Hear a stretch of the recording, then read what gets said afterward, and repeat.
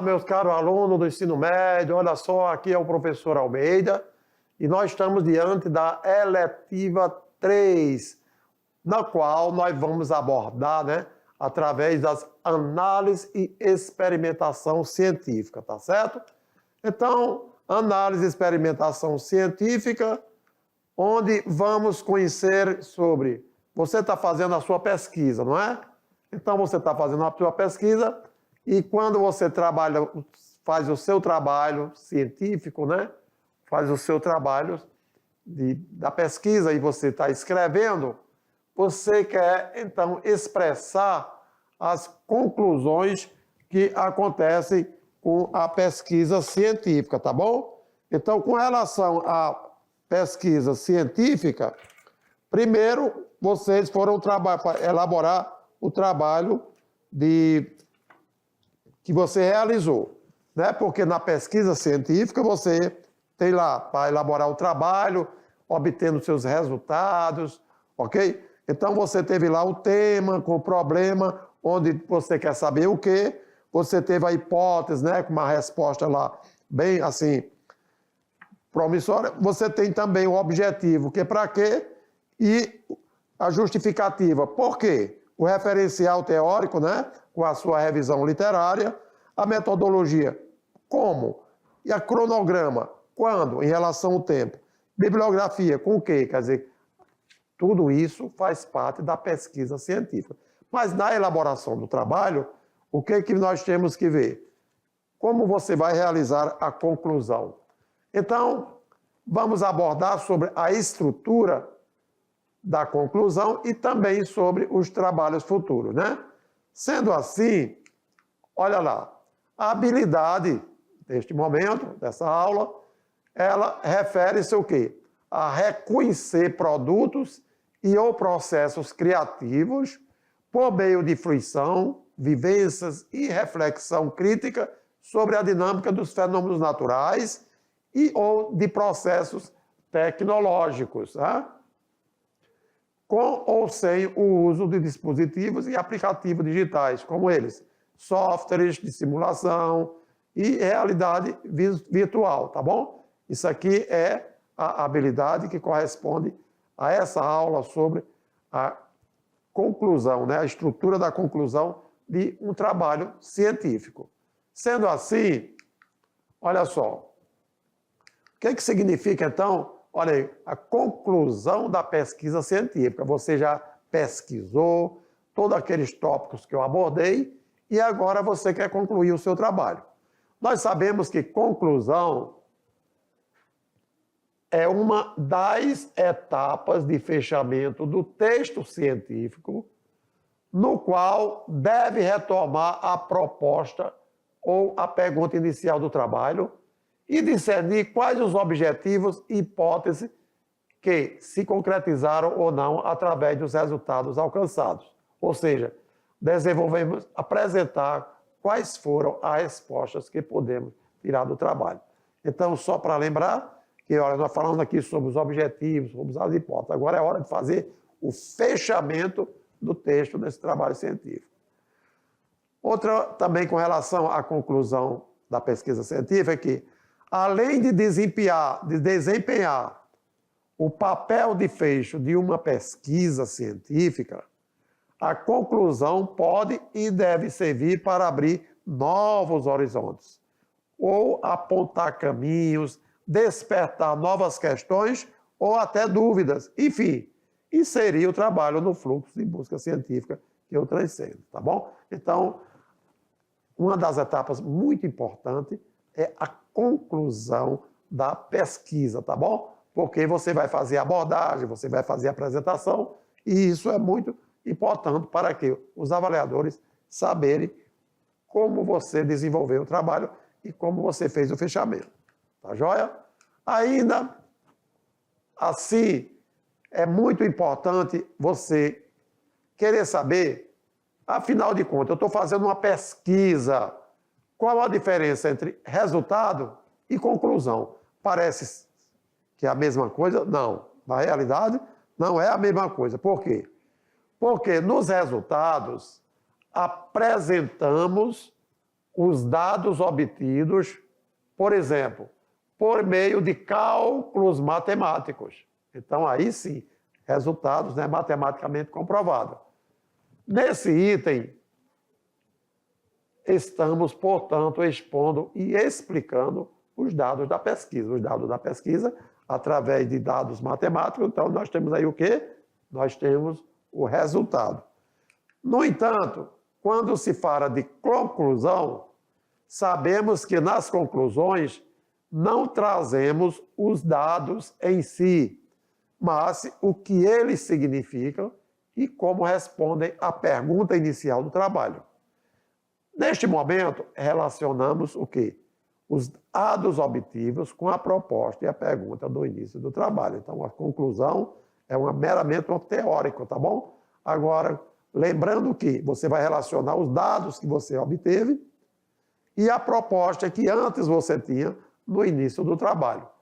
Já os resultados, não. Você envolve valores, né? Faz os cálculos matemáticos, digamos assim, e aí explana os dados referentes àquela pesquisa. Beleza até aí? Então vamos em frente, porque, olha só, com relação à estrutura de conclusão da pesquisa científica, o que devemos realmente escrever naquela conclusão? Nós devemos escrever o seguinte, olha, que a conclusão, você deve conter uma recapitulação sucinta, quer dizer, clara, do trabalho e autocrítica das contribuições do trabalho realizado, quer dizer, e autocrítica referente ao desenvolvimento daquela pesquisa. Fazendo o quê? Você vai fazer um balanço dos resultados obtidos. Então, você obteve os resultados, obteve? Então você vai fazer um comentário, você vai fazer um balanço, um check-up desses resultados obtidos. Então, você faz aquela recapitulação do seu trabalho como um todo, de forma resumida, e aí você faz aquela autocrítica, valeu? Então, isso é o que devemos escrever na conclusão. Nós temos também, que é muito importante, que retornemos nas conclusões as hipóteses da pesquisa, evidenciando se elas foram confirmadas ou não. Então, com relação às hipóteses, nós vimos que se trata de uma resposta promissória, que você tem uma ideia do que você deveria abordar, tá bom? Então, é muito importante você saber o que deve ser escrito lá na conclusão. E ainda precisamos também apresentar se cada um dos objetivos propostos foi realizado, bem como apresentar uma síntese dos resultados alcançados. Então, com relação aos objetivos, o que nós sabemos? Afinal de contas, para que essa pesquisa? E aí, será que nós atingimos, quando atingimos o objetivo, como também com relação às hipóteses, aí você escreve e você está, então, definindo a conclusão daquele trabalho realizado. Beleza? E na sequência, vamos ver.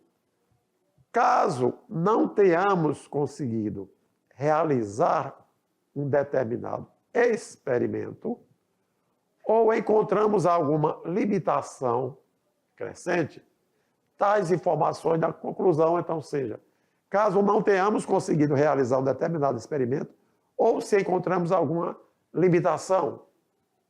Essa clareza vai demonstrar que percebemos o quanto a importância das dificuldades em nosso trabalho. Então, geralmente é isso mesmo, aluno. Quanto mais você vai pesquisando, mais você vai se defrontando com alguns tipos de, digamos assim, de dificuldades, que aí, como eu devo fazer, etc e tal.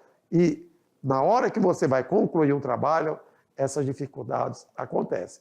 Você, durante o trabalho, está conseguindo os resultados, você está conseguindo atingir os seus objetivos, mas na hora de expressar, e aí começa a surgir aquelas dúvidas, né?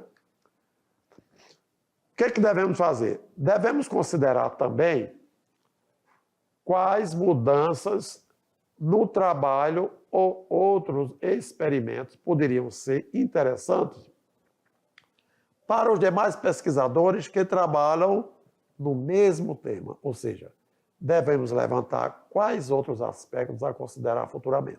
Geralmente, quando a gente faz uma pesquisa, então você está preocupado.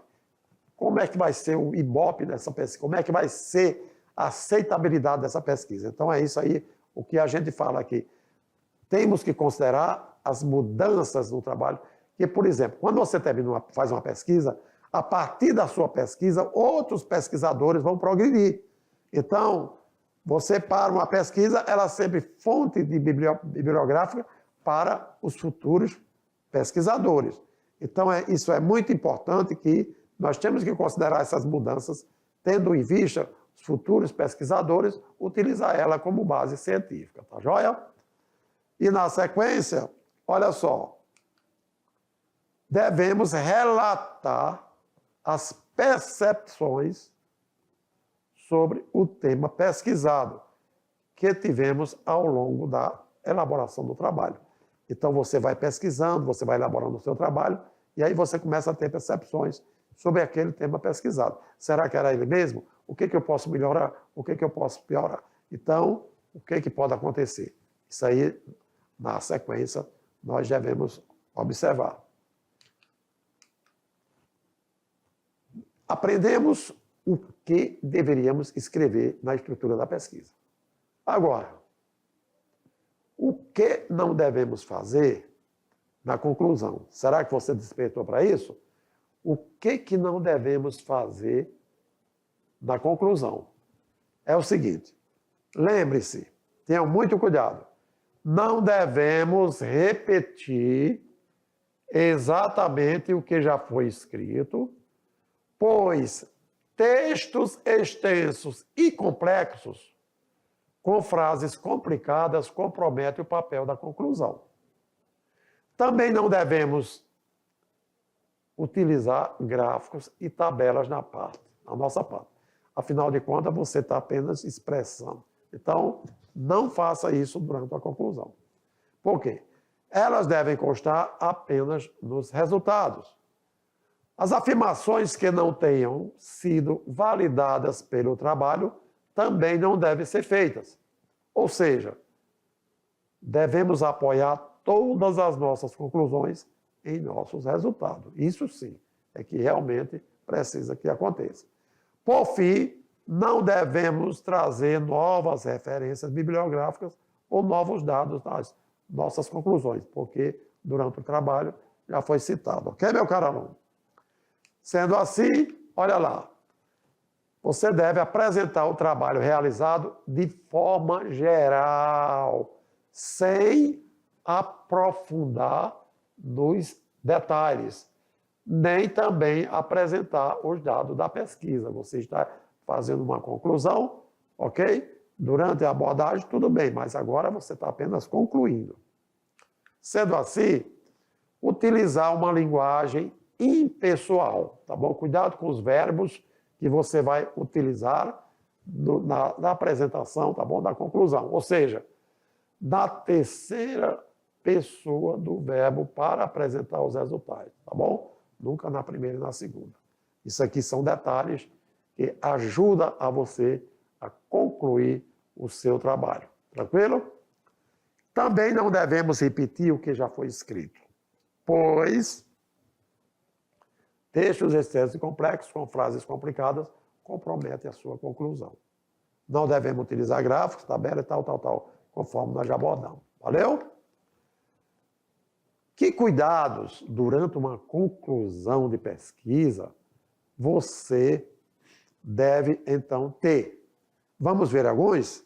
Isso é muito importante, que serve de alerta para o pesquisador. Então, na análise e experimentação científica, tratando-se da conclusão de uma pesquisa, então, seja breve na apresentação do trabalho realizado, tá bom? Não esticar muito, não demorar muito, tá bom? Não aprofundar muito. Depois, retome a introdução para botar a ideia principal. Você está fazendo uma conclusão, mas conclusão de quê?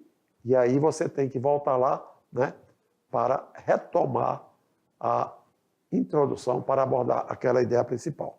Depois, faça um resumo, ou seja, resuma o que foi dito para amarrar suas ideias.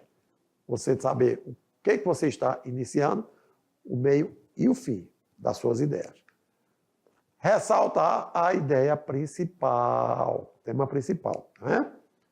Incentivar o leitor a agir ou refletir.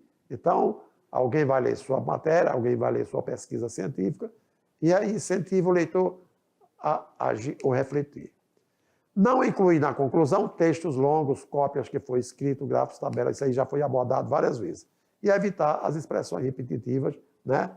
Como desculpa por possíveis falhas no trabalho de pesquisa. Então, jamais, quando você vai apresentar um trabalho de pesquisa, não deve-se dirigir-se da forma, me desculpa, tal, isso assim, assim. Não existe. Isso prejudica o seu trabalho. Tranquilo? E assim sendo, olha só, os trabalhos futuros em pesquisa, né? Nós falamos da estrutura da pesquisa em si, mas quando você fala da estrutura da conclusão da pesquisa, você está terminando o trabalho, terminando de fazer um trabalho científico. E aí, para que aquele trabalho científico? Então, vamos pensar nos trabalhos futuros que deve ser feito em pesquisa científica. É que a perspectiva de trabalho futuro em pesquisa científica auxilia o quê? Outros pesquisadores a vislumbrar a possibilidade de continuar a pesquisa. Lembre, toda pesquisa que você faz, ela será o fruto de temas que outros pesquisadores buscam para enriquecer, descobrir algo com base naquele trabalho que você realizou. Essa perspectiva, ela contribui para a continuidade do tema estudado e o fortalecimento dos resultados. Por quê? Porque para os trabalhos futuros da pesquisa a serem realizados, faz-se necessário contribuir com a continuidade do tema estudado e o fortalecimento dos resultados alcançados. Então, olha aí, autores de larga experiência, né, eles expressam exatamente o que você deve ter em mente quando for realizar trabalhos futuros, né? Tratando-se de pesquisa científica.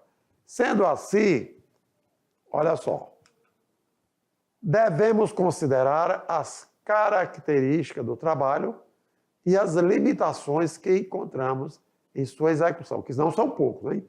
A gente tem os trabalhos realizados, suas características, tudo bem, mas nós temos limitações, tá bom? Durante a execução daquele trabalho.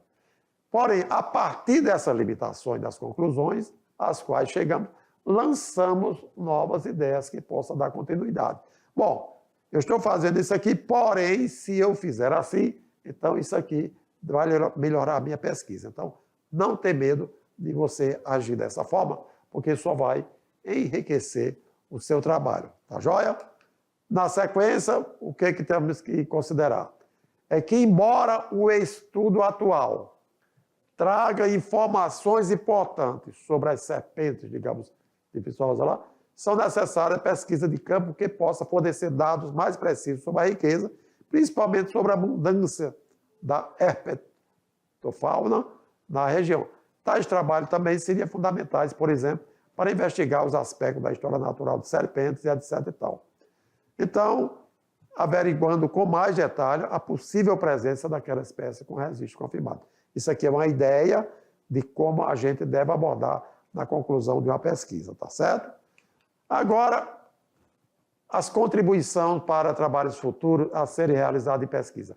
Quais seriam essas contribuições?